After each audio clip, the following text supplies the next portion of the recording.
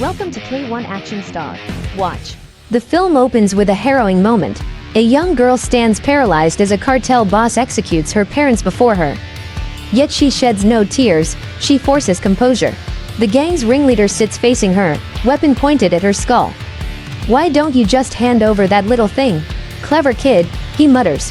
"What exactly are you?" But she doesn't waver. Beneath the table, her fingers are already set, poised to strike. The moment presents itself, and she sprints to the restroom, squeezing her petite frame through a narrow window. Concealed beneath a cement slab, she eludes the assassin's line of sight. With no alternative, she gulps down a microchip, her lone lifeline. What follows is a relentless pursuit through the slums, where she maneuvers swiftly between shadows, briefly taking refuge in a water tank. Just when she believes she's safe, the drug lord's vehicle appears once more. Thinking fast, she slips into a drainage tunnel, finally evading her pursuers. The girl is Catalia, named after a flower native to Colombia. Her father, Fabio, had been cleaning cash for a major drug syndicate. Hoping for a brighter path for his child, he plotted to walk away. Don Luis, the boss, smiled and hinted he'd miss him, then subtly signaled his henchman, Marco, to execute Fabio. End this bastard, but Fabio was no novice. He understood too well the fate of those who dared to leave. His employer guaranteed that, at home, Fabio entrusted his daughter with a chip holding damning proof against Don Luis, her emergency escape. He gave her his brother's contact, a business card, and a pendant shaped like a Catalia blossom, their family's emblem. Moments later, Marco burst in with his goons, unleashing bullets that killed Fabio, his spouse, and everyone present. Escaping through the sewage lines, Catalia eventually reached the U.S. consulate, where officials questioned her about her father. One of them asked if he had given her anything. She forced herself to vomit, revealing the chip with incriminating data. The agent looked at her in astonishment. "Do you realize what this is?" "My best player," she answered coolly. In return, they promised her new documents and an exit.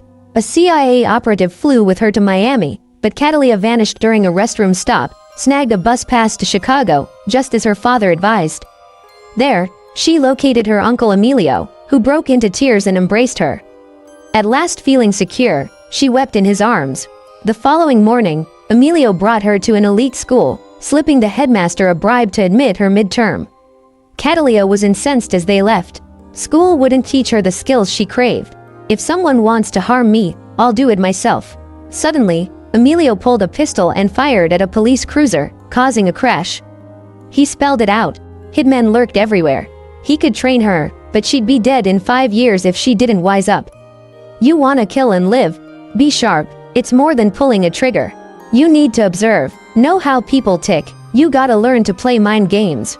Catalia absorbed his lesson. Years passed. 2 officers were exchanging stories about their wives when a drunk driver crashed into them. A woman staggered out, mumbling. They cuffed her. A glimpse of her floral pendant. Catalia, now a woman. Hauled to the precinct, she was booked for drunk driving. She vomited again. No chip this time. Locked up for the night, she rested. At dawn, U.S. Marshals brought in a detainee. As they secured him, Catalia stirred. The drunken facade was her entry point. He was her target. Slipping into a sleek black suit, she unlocked her cell, retrieved a spoon from her coffee. She moved fast, hacking cameras, filling a cup at the cooler, and heading to the circuit room. Using the metal and water, she sparked a short and climbed into the air vents. Moments later, water leaked, triggering a system overload. As the lights reset, she dropped through a stalled fan into the men's lavatory. The guard had no clue. She dragged his unconscious form in view of the camera, fooling the surveillance. Then she opened the prisoner's door and riddled him with bullets. The marshals rushed in, finding the guard alive and armed. Catalia framed him flawlessly, gaining time to flee. As they tore through the station, she vanished behind walls. With the coast clear, she crept back through the ducts, locked herself in, and changed back. When officers checked, she appeared fast asleep, completely unbothered. By morning, they scanned her fingerprints and released her. Outside, she peeled away synthetic skin, revealing false prints. At home, she danced to loud music and enjoyed a steamy shower. Later, she visited Danny, an artist, possibly her lover, who knew her only as Jennifer. He never suspected her real identity. They shared an intimate night, but at daybreak, she vanished, too afraid to expose her truth. Agent Ross examined the prison crime scene, suspecting the victim was one in a series of 22 killings over 4 years. The killer earned the nickname, Tag Killer, due to a flower mark burned into each chest, a Cattleya orchid. Meanwhile, CIA agent Richard arrived at a heavily guarded estate in New Orleans, Don Luis's sanctuary. Living luxuriously and shielded from the law, Luis played coy when shown prison footage. Richard reminded him of their arrangement, protection in exchange for intel. But both men suspected more. I had zero involvement, then figure out who did. As Richard departed, Luis instructed Marco to clean things up. He had a hunch Cattleya was behind it all. Having failed to eliminate her years ago, it was time to finish the job. Cattleya, meanwhile, paid Emilio a visit. Furious, he slammed down her signature, a floral imprint. He had sworn to shield her. This vendetta was never the plan. To protect her, Emilio always outsourced her jobs. This was your war, fine. But now, Mama's gone, nothing left. Still, Cattleya wouldn't bend. Not until Luis was buried. Sighing in frustration, Emilio handed her the next assignment, a corrupt financier who scammed $50 billion in a Ponzi scheme before fleeing the US. The FBI pored over footage. Some agents suspected the woman was their murderer, but Ross struggled to accept that this ghost was female. Meanwhile, Cattleya returned to her base, feeding raw meat to her huge dogs. Inside, she met Pepe, Emilio's associate who managed her gear. She grabbed her stash, checked her forged IDs, and selected the Mexican passport. The conman lived like royalty, surrounded by glamorous women bought with stolen millions. One woman joked the sharks in his pool ignored her. They'd be your pals, if you spilled a little blood, he quipped. Cattleya glided silently through the water, the sharks unfazed, and entered via a sliding panel. The target awoke to a flower design painted on his torso. He searched the mansion, finding all his security dead. Grabbing 2 pistols, he charged toward the pool, where Cattleya calmly waited. He fired. Clicks. No bullets. She shot him in the leg. I'll give you anything, please. She pumped a shot into his chest. He tumbled into the water, crimson spreading as the sharks descended. Back in the States, Cattleya stopped by Danny's, but he was at an exhibit. She curled up in his bed, holding his shirt. She truly loved him, but couldn't reveal her life. Meanwhile, Ross studied the killer's floral symbol when a male clerk handed over a vital clue: the Cattleya only thrives in Colombia. Ross tried matching the murders to old Colombian cases, but hit CIA red tape. He phoned Richard, who deflected. Can't share anything until after autumn sessions. Luis unleashed Marco, interrogating any Colombian link until they tracked Cattleya's family. Cattleya returned home to Danny. They embraced, spending the night together. In the morning, he snapped a photo of her resting.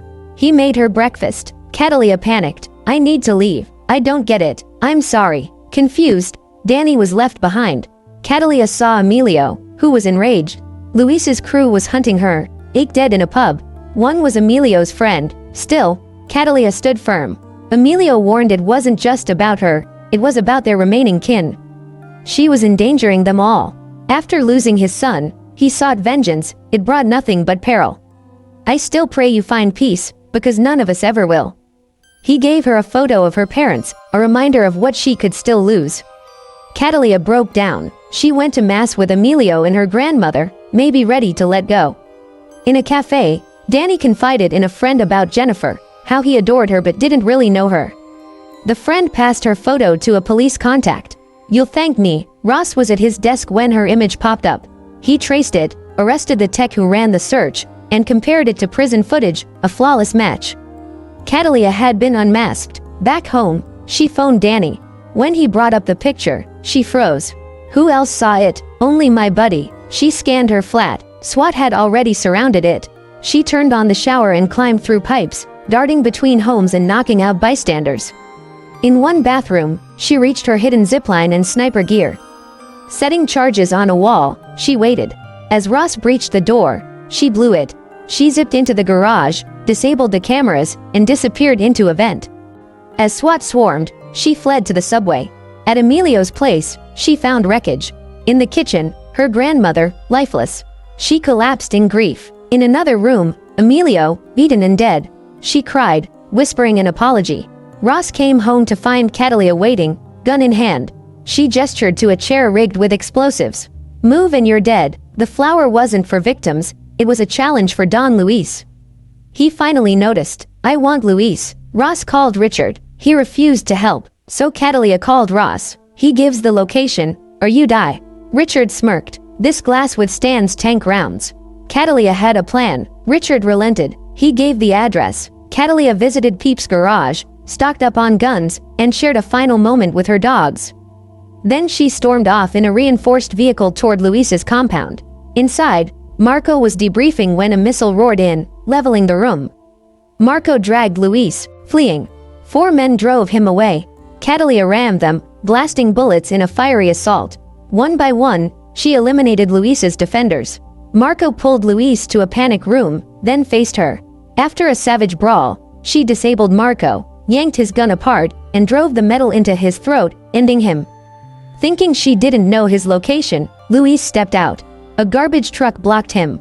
His phone rang. It was Catalia. He sneered, "You won't kill me." Then he turned and saw her 2 hounds. They mauled him, her vengeance fulfilled. Danny sat with Ross and the feds. He said what little he knew. Ross said he wasn't under arrest, but they needed answers. Then Danny's phone rang. It was Catalia. "I'm all right. You've got 40 seconds before they trace this," she said. 3 questions. Danny asked her real name. Catalia. He asked if his little bird would return someday. Then Ross's team said they had the call. Last question. Thanks for watching.